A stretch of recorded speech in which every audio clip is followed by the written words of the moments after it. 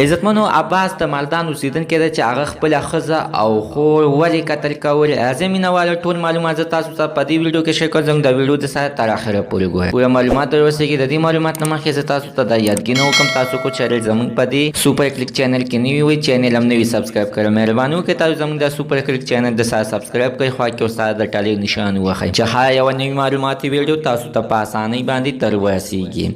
مینهوالو اوس ته زه دغه شانته ډېرې واقعې مخې ته راځي چې زامن راپسې خپله مور قتل کوي، ورونه راپسې خپلې خویندې قتل کوي، خاوند راپسې خپله ښځه قتل کوي چې نن څنګه په د مردان اوسېدونکي عباس خلک خپله ښځه هم قتل کړې ده او خپله خور هم ډېر زه د سخته بېدردۍ سره قتل کړې. عزتمنو عباس خلک د خپلې د خدای وینا همدغه کړې ده. ویې ویلې چې زما مور د یعنې د شوګر هم بیمار او تور زیاری یم چې ما مې خپلې خور ته چې چای پخه کړه نو خور راته ویل چې ښځې ته دې وویل چې ښځې ته به مې ویلې نه هغې راته ویل چې خور ته دې وویل. په دې حالات کې ما خپله مور د کور نه ویستله او دوی پسې واپس راغلم. ومې وخلې ومې ټکولې. دوی ته مې ویل که چېرې زما په مور باندې څه چلو شو نو حتما به زه تاسو به زه یعنې وژنم نه به پرېږدم. نو دوی ته ما دمکي ورکړه چې واپسو کې راغلم نو دوی د غنمو د زخرو دانې خوړلې وي او دغه شانتې پر وفات شوي وي.